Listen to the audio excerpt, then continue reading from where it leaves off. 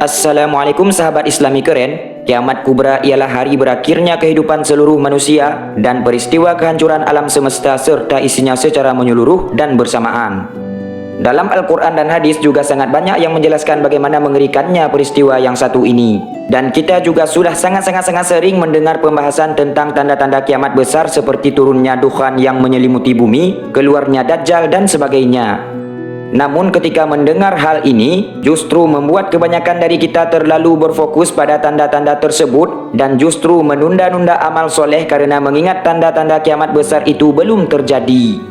Padahal sebelum munculnya tanda-tanda kiamat besar tersebut, akan muncul tanda-tanda kecil terlebih dahulu sebagai peringatan agar kita tidak menunda-nunda amal soleh dan tidak hanya berfokus pada tanda-tanda kiamat besar tersebut.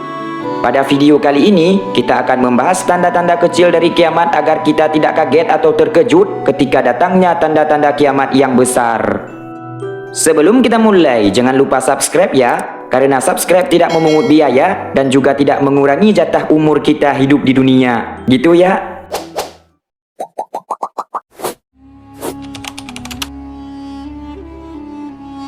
Ya, diutusnya Rasulullah SAW juga menjadi salah satu tanda kalau kiamat itu sudah dekat. Hal ini pun sesuai dengan hadis yang diriwayatkan dari Sahal ibnu Sa'ad radhiyallahu anhu.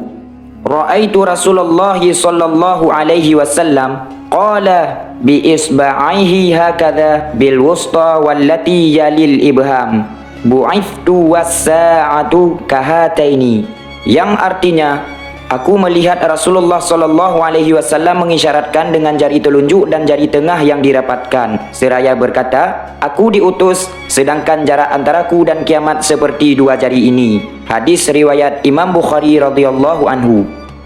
Maksudnya ialah dengan diutusnya Rasulullah SAW ialah sebagai bukti bahwa kiamat itu sudah sangatlah dekat, sehingga membuat Nabi SAW mengisyaratkan bahwa diutusnya beliau dan masa akan terjadinya kiamat bagaikan jari telunjuk dan jari tengah beliau yang dirapatkan karena saking dekatnya akan terjadinya kiamat.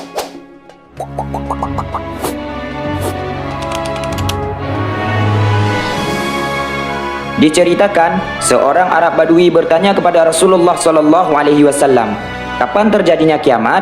Beliau bersabda, jika amanah disia-siakan, tunggulah kehancurannya. Orang itu bertanya lagi, wahai Rasulullah, bagaimanakah menyia-nyiakan amanat itu? Beliau bersabda, jika suatu urusan diserahkan kepada bukan ahlinya, tunggulah kehancurannya. Hadis riwayat Imam Bukhari radhiyallahu anhu. Sahabat Islami keren, urusan yang dimaksud dalam hadis tersebut adalah segala jenis urusan, baik yang berkaitan dengan dunia maupun yang berkaitan dengan akhirat. Contoh dari urusan tersebut antara lain seperti peradilan, fatwa, pendidikan, administrasi, kepemimpinan, dan semua kepentingan umum. Begitulah menurut Syekh Abdul Wahab Abdus Salam Tawilah radhiyallahu anhu. Tentunya hal ini akan berdampak sangat buruk pada setiap aspek kehidupan manusia di akhir zaman. Beberapa dampak buruk dari disia-siakannya amanat tersebut ialah munculnya orang yang tidak berilmu angkat bicara tentang urusan masyarakat banyak, sehingga memunculkan hoaks di mana-mana. Orang berdusta akan dianggap jujur dan orang jujur akan dianggap berdusta, dan inilah yang membuat kehidupan di akhir zaman dipenuhi fitnah di mana-mana. Jika kita sudah di fase ini, berarti kita sudah semakin dekat dengan kiamat besar ya.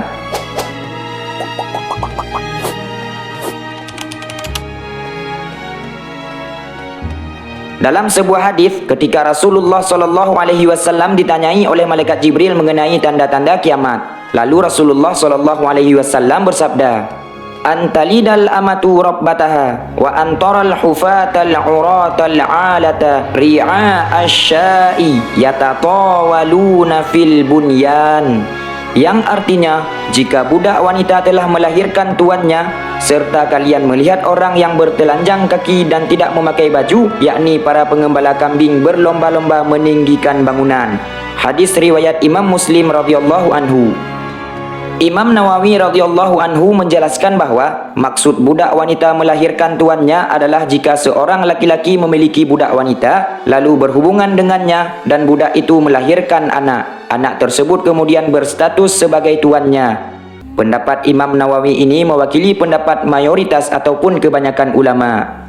Sedangkan maksud dari penggembala yang berlomba-lomba meninggikan bangunan telah dijelaskan pula dalam hadis yang lain yang menyatakan orang-orang tersebut ialah orang-orang Arab yang dulunya hidup dalam garis kemiskinan. Tentunya tanda ini sangat jelas terlihat jika kita melihat dan membandingkan negara Arab yang dulu dan negara Arab yang sekarang. Negara Arab yang dulunya tandus dan tak diminati, sekarang malah menjadi negara kaya yang menjadi tujuan baru bagi wisatawan dunia. Lihat pula bagaimana megah dan tingginya bangunan-bangunan mereka seperti Abraj Al-Bait yang mencapai ketinggian 603 meter yang terdapat di Mekah. Bangunan ini terletak sangat dekat dengan Masjidil Haram dan justru mengalahkan ketinggian dari masjid paling mulia tersebut. Belum lagi Burj Khalifa yang terletak di Dubai yang mencapai ketinggian 828 meter yang menjadi gedung tertinggi di dunia saat ini yang mengalahkan bangunan-bangunan di negara-negara yang lain. Tentunya ini bukanlah satu-satunya bangunan yang tertinggi, karena negara Arab juga sedang membangun gedung pencakar langit yang lain dengan ketinggian 1000 meter ataupun 1 kilometer yang bernama Jeddah Tower yang digadang-gadang akan mengalahkan rekor yang dipegang oleh Burj Khalifa sebelumnya. Lihatlah mereka benar-benar berlomba-lomba dalam meninggikan bangunan, persis seperti yang dikatakan Rasulullah SAW 14 abad yang lalu. Subhanallah.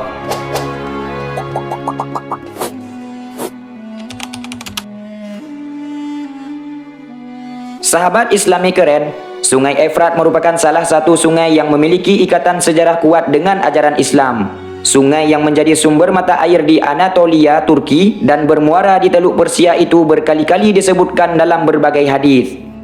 Dalam sejarah Islam, Abu Hurairah radhiyallahu anhu mengatakan bahwa Rasulullah SAW bersabda, "Kiamat tidak akan terjadi sampai jika Sungai Efrat surut airnya sehingga muncul gunungan emas, di mana banyak orang yang berada di sana berjuang untuk merebut emas tersebut, hingga kemudian mereka saling membunuh.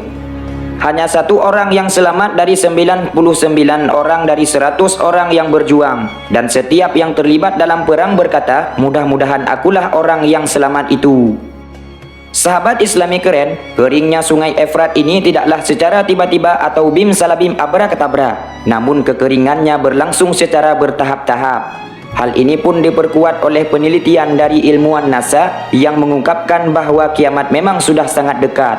Para ilmuwan tersebut menemukan selama 7 tahun terakhir sejak tahun 2003, debit air sepanjang Sungai Tigris dan Sungai Efrat dari mulai Turki, Suriah, Irak, dan Iran telah kehilangan sebanyak 144 juta kilometer kubik, yang artinya sungai ini semakin mengering, ujar Irvin, salah satu ilmuwan NASA dan Universitas California, Amerika Serikat. Sahabat Islami keren, walaupun munculnya gunung emas di Sungai Efrat masih menjadi polemik, namun dengan berkurangnya air di Sungai Efrat ini membuktikan bahwa sabda Rasulullah SAW kini mulai terjadi satu persatu. Wah, mudah-mudahan generasi kita sekarang tidak melihat langsung terjadinya kiamat besar itu ya.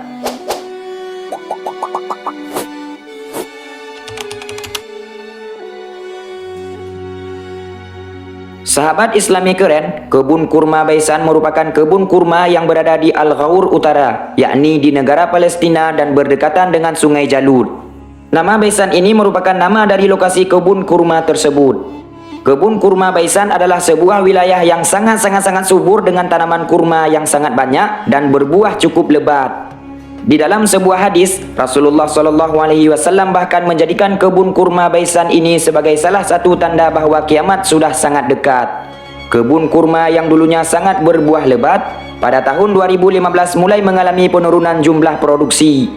Meski penurunan produksi tersebut disebabkan oleh serangga hama, namun tetap saja sabda Rasulullah SAW terbukti kebenarannya.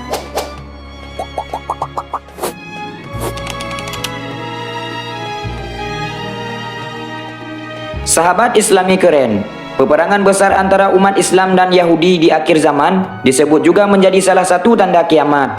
Dikatakan dalam sebuah hadis, saking besarnya peperangan tersebut sehingga membuat orang-orang Yahudi pada saat itu akan bersembunyi di balik pohon. Walaupun mereka bersembunyi di balik pohon, mereka tetap saja akan ditemukan oleh kaum muslimin karena keberadaan mereka diberitahukan oleh pohon tempat mereka sembunyi. Hanya ada satu jenis pohon yang tidak memberitahukan keberadaan mereka, yakni pohon itu yang bernama Gharqad. Dari Abu Hurairah radhiyallahu anhu mengatakan bahwa Rasulullah sallallahu alaihi wasallam bersabda, "La taqumus sa'atu hatta yuqatilal muslimuna al-yahud, fayaqtulahumul muslimuna hatta yukhtabiyul yahudi min wara'il hajari wasyajari, fayaqulul hajaru wasyajaru, ya muslim, ya abadallah, hadzal yahudi khalfi, fata'ala faqtulhu illal gharqad, fa innahu min syajaril yahud." Yang artinya, hari kiamat belum akan terjadi sampai kaum muslimin memerangi bangsa Yahudi. Mereka diserang oleh kaum muslimin hingga bersembunyi di balik batu dan pohon. Namun batu maupun tumbuhan itu berkata, "Wahai muslim, wahai hamba Allah, di belakangku ada orang Yahudi, kemarilah dan bunuhlah dia." Kecuali pohon Gharqad, sebab pohon Gharqad itu adalah pohon orang Yahudi. Hadis riwayat Imam Muslim radhiyallahu anhu. Sahabat Islami keren, peperangan yang dimaksud dari hadis tersebut ialah peperangan antara Islam dan Yahudi pada masa setelah Dajjal matoi di tangan Nabi Isa alaihissalam. Pada saat itu, para pengikut Dajjal baik yang Yahudi maupun dari yang lainnya melarikan diri dan tercerai-berai. Lalu Nabi Isa alaihissalam bersama kaum mukmin memburu mereka dan membuat orang-orang Yahudi itu bersembunyi di balik pohon-pohon dan batu-batu yang mereka temukan di sana.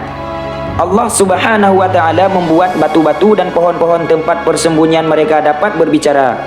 Pepohonan dan bebatuan akan memberitahukan persembunyian orang Yahudi tersebut, kecuali pohon Gharqad yang menjadi pohonnya orang Yahudi. Menurut hadis sebelumnya, pohon Gharqad adalah satu-satunya pohon yang tidak akan berbicara dan memberitahukan keberadaan orang Yahudi, dan inilah pohon yang menjadi persembunyian teraman bagi mereka. Jadi, kalau kita melihat perkembangan zaman sekarang, pasti muncul berbagai macam perdebatan terkait pohon Gharqad ini. Ditambah lagi pemerintahan negara Israel yang notabene-nya adalah beragama Yahudi, sangat gencar sekali menanam pohon Gharqad ini sejak tahun 1948. Memang tidak ada salahnya jika mereka menanam pohon, mengingat pohon dapat meningkatkan kualitas oksigen ataupun fungsi-fungsi lainnya. Tetapi kita juga harus menyadari ada hadis yang sahih yang menyatakan bahwa pohon Gharqad itu ialah sebagai persembunyian kaum Yahudi. Sungguh jika penanaman pohon tersebut mereka fungsikan sebagai perlindungan di akhir zaman, berarti mereka sudah mempersiapkannya sejak sekarang dong ya. Lalu apakah kita sebagai muslim tidak mempersiapkan sesuatu akan hal tersebut?